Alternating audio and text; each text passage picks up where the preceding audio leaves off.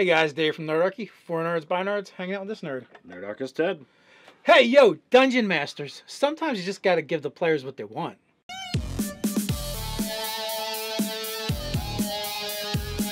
Jump down in the description below where you can sign up for Nerdarchy the newsletter. Get weekly gaming tips, as well as learn how to game with us.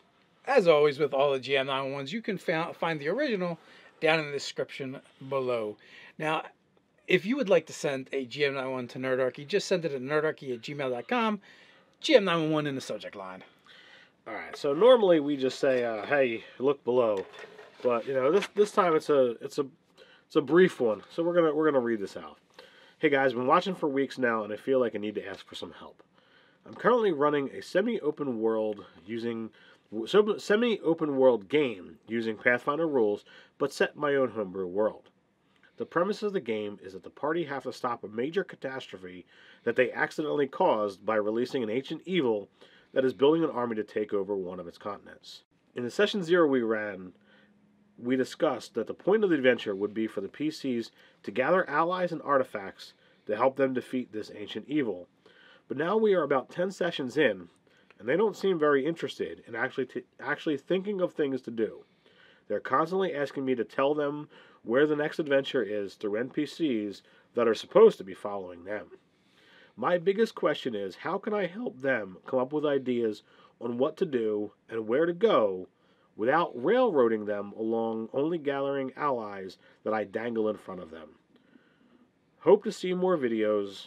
Razzle. Alright, Razzle. So, here's the thing. Great, you guys did a session 0, you had a premise for a game, everyone agreed on it. You guys are playing it, you're 10 sessions in, they keep coming back. So, apparently they must be enjoying it. So far, no problems. The only problem is that the GM thinks that to get anything done, he's kind of has to railroad the players. And so there's this thing amongst the RPG community where, like, railroading at some point became a bad thing. It fell out of vogue. It used to be that's how all adventures were. Like, this is the adventure we're doing tonight, guys. Here it is. Boom, we play. No one thought about it. No one would be like, hey, you're railroading my character. You're railroading this adventure. It wasn't even talked about. People just played the adventures and did the thing. I mean, it used to be, Dungeons and Dragons, because you would start off at the entrance of a dungeon. Like, that's what this was. It was a dungeon crawl game. You would go through and you'd clear out the dungeon, you'd find treasure, and you'd move on. And, the whole town and all of this awesome role-playing that people do nowadays, that developed later. Yeah, it evolved over time. And the idea is, oh, well, there's a town that take my stuff to sell it. Why can't I explore it? Why can't I explore these other things? And that's wonderful, and that's great, and there's nothing wrong with that. But you know what else there's nothing wrong with? There's nothing wrong with linear adventures and the concept of railroading if everyone's on board. Some players don't want to figure it out. They don't want to solve the problems. They don't want to come up with what to do. They just want to do whatever the quest or mission or adventure that's laid out in front of them, and they want to do that. So, what I would say to this GM is, if they're okay with you feeding it to them, then keep going.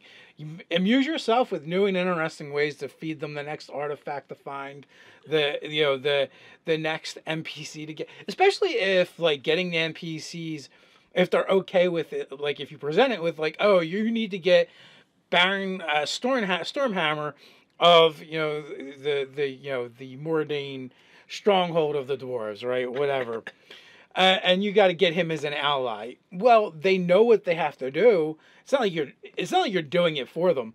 If they get there and he's unwilling and they have to negotiate, or he's like, well, you know what, I would be doing this, but there's our minds and they've been overrun with these monsters. We're so busy with this and tied up. We're really not going to be able to help you with your problem. I'm sorry.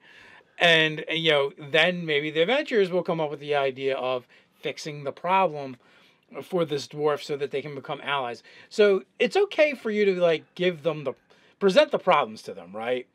And then then let them come up with the solutions and how to fix them. Now, if they're not willing to do that too, then it might be a little bit tougher. But I would say there's nothing wrong with a good railroad from time to time, and for the players to not have to think about what they're going to do next.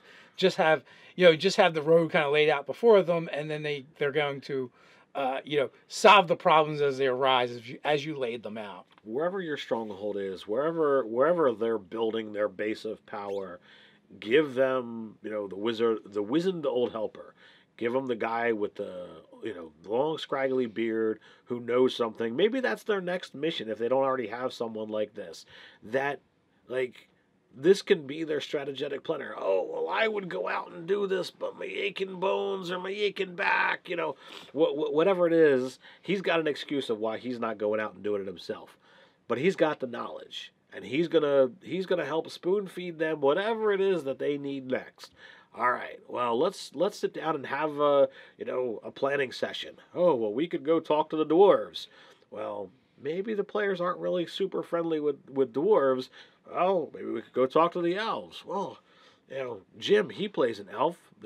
Didn't you have a connection with them from a game 3 sessions back? Oh, yeah, I did. Talk it up. But plan out different things that they might be interested in doing. Give them options. And when you're just talking about going and looking for magic items, looking for artifacts, looking for different areas to talk to, well, you as the DM, you can set up the difficulties of all this stuff after you've got your course of events figured out based on what the players they themselves are interested in when you talk about it. And you could do, the end of every session could be where do you want to go next, so that you as the DM have the ability to figure out, or not figure out, but you have the ability to know where they're planning to go so that you can prepare that material. Yeah, I mean, that's a good point. Like, if they have this advisor that they kind of go for all the things, like, you as the GM could have this guy lay out all this different stuff for them. And maybe you start small, right? Maybe you don't want to throw everything out there and overwhelm them, because they've already seemed disinclined to pick their own path as it is. And you could go to the halflings, you can go to the dwarves, or you can go to the elves. Two to three things is a good choice, and then the players get the idea of choice, and that's going to help. That's going to be helpful. Yeah, and you can, maybe you expand upon that later on, where you add more and more things to it. But at the same time, you're not really railroading them. You just gave them choices, and they picked one, right? And you could definitely do it that way. You could do other things like, well, here's a item, and it could be actually in one of these 3 places. You don't actually know which place it is, and the other 2 may be false trails. It may lead them to something else. Maybe they go on this false trail, meet up with other NPCs, and they interact with them, and they inadvertently gain allies on this new quest, right? Put the problems out there, don't create the solutions, and see what your players bring back to you. And at the end of the day, if you really have to just give them each quest and have them do each quest and they're having fun with it, then there's no problem. There's really not a problem, unless and if there is, it might be that it's your problem because you want them to pick. And unfortunately, then that's going to be hard because you can't make other people do anything. We talk about this all the time. So, like, I look at this things, and I can go to gaming stores, and I can look at all the different, adventure paths for Pathfinder, all the different campaign books for D&D, and, if you go back through the editions, there's well more things that are out there that are just that linear adventure. Here's your story. Here's where you go. People buy them. People use them. It gets played all the time. There are groups that still play every edition of role-playing games that are out there, and some of them were designed solely with this idea, that this concept of the railroad is the only way. So you know what? It's out there. It's not a problem. Do as you will at your table, and don't let anyone tell you the way you have your fun is wrong. And if your players don't want to think too hard, maybe they have jobs that are just too stressful. Maybe that's not the aspect of the game that they're looking for. They want to have fun killing the monsters and talking to the NPCs, but deciding a course of action just isn't for them, or maybe not for them for just this campaign. And maybe this isn't the right group for you. These are different play styles, right? And none of them are right or wrong. It's just what you prefer. So, you know, if you're able to let go of the fact that your players aren't, they're not, you know, guiding their characters the way you want to, and they're really just okay with kind of like kicking back. If you can be okay with that and have fun with it, then it's not really a problem. If it is, and you can't get them to do what you want, and you can't start them off small by giving them, you know, bigger choices, and that doesn't work, then the only thing you have left to you is thinking about finding a group that's compatible with the way you want to play the game. So pretty much those are your only choices.